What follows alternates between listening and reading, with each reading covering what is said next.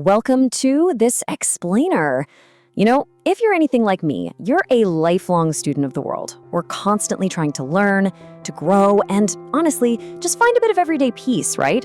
But let's be real for a second. When we start looking into mindfulness or spiritual philosophies, the teachings can feel, well, incredibly complex. There are endless frameworks, thousands of rules, and texts that can just leave you feeling completely overwhelmed. Sometimes you're just looking for a direct, practical way to find peace in your normal, messy daily life. Well, today, we're breaking down a teaching from a Buddhist monk, Ajahn Phanomporn, and he offers what is essentially a massive shortcut.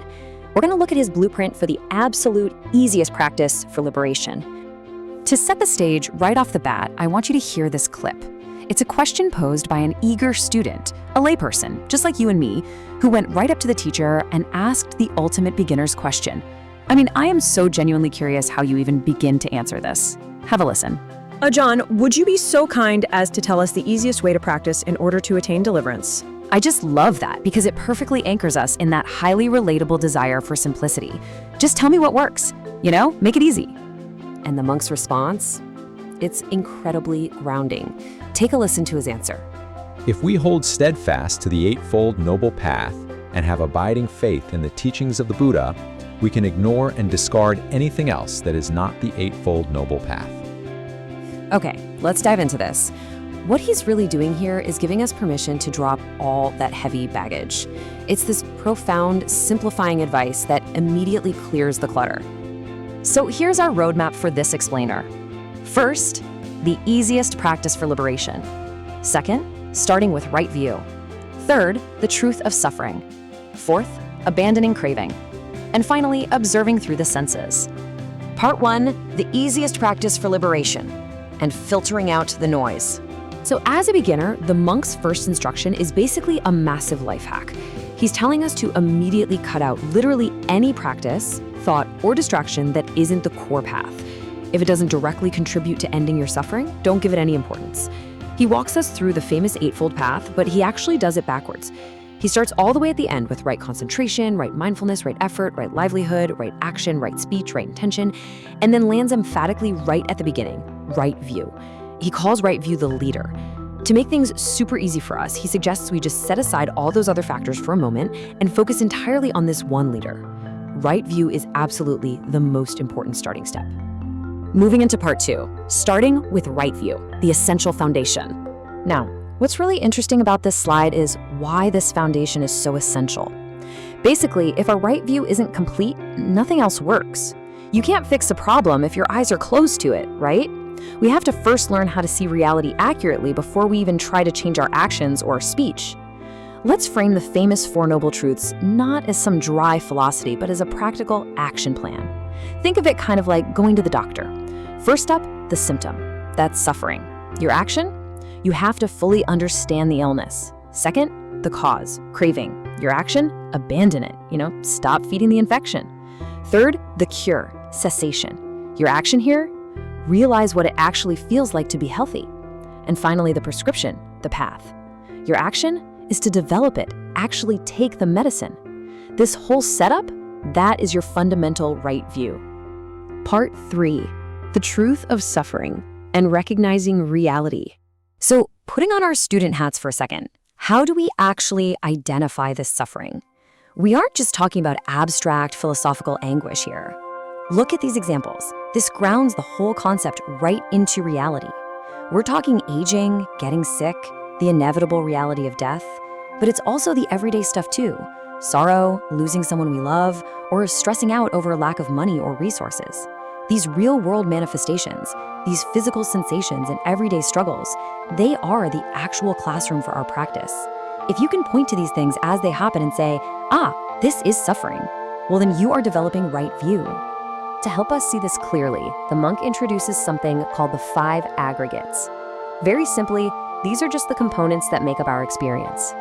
Form, feeling, perception, mental formations, and consciousness. Now, as a beginner, you really just need to know that this helps you distinguish between true, unavoidable physical reality, like the form of catching a cold, and our added mental reactions to it, like the mental formation of being super angry that you're sick. The sickness itself is suffering. The anger, that's just our mental reaction. It's literally like yelling at a cloud because it's raining. Both of those things must be understood. Which brings us to part 4, abandoning without suppressing.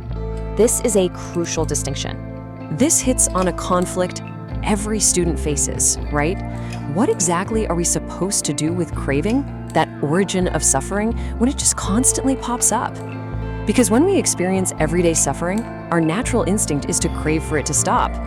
So the crucial point here is the actual definition of the word abandon. This is a mind-blowing redefinition for most of us. Abandoning craving does not mean forcefully pushing it away, repressing it, or gritting your teeth to try and make it vanish. It means if it's present, simply don't let it grow, don't feed it, and if it's absent, don't invite it in.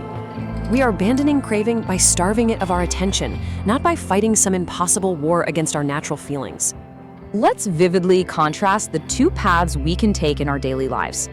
Over on the left side, we have total chaos. When suffering arises and we lazily ignore it or we just don't understand it, craving secretly takes root and grows. We distract ourselves, we get angry, we buy things online we definitely don't need. But over on the right side, we have clarity. When suffering is actively and repeatedly understood, when you look right at it and say, okay, this is suffering, craving cannot take root. Going back and forth, fully understanding that feeling, that acts like a shield. And here is the incredibly liberating realization of this teaching. Because craving is fundamentally impermanent, you don't have to destroy it. If you just observe it without suppressing it, its very impermanent nature guarantees it will naturally fade away. It'll cease completely on its own. Seeing that cessation happen in real time, right in your own mind, is the absolute key to liberation.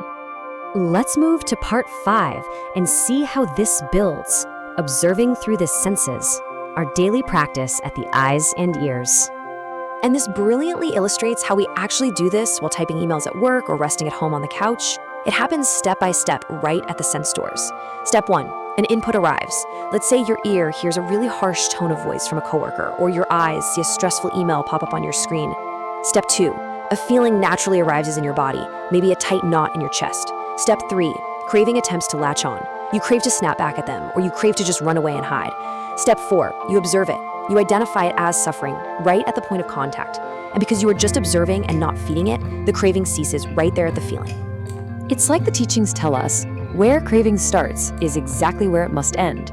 If craving arises at the eyes when you see something you want, it has to be extinguished right there at the visual feeling. Liberation doesn't happen by isolating yourself on a mountaintop for 10 years.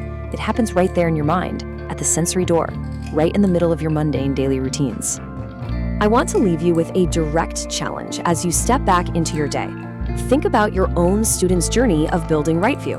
The very next time you open your phone, hear a notification ping, or feel an ache in your back, ask yourself, where are you letting craving grow unchecked in your own daily senses?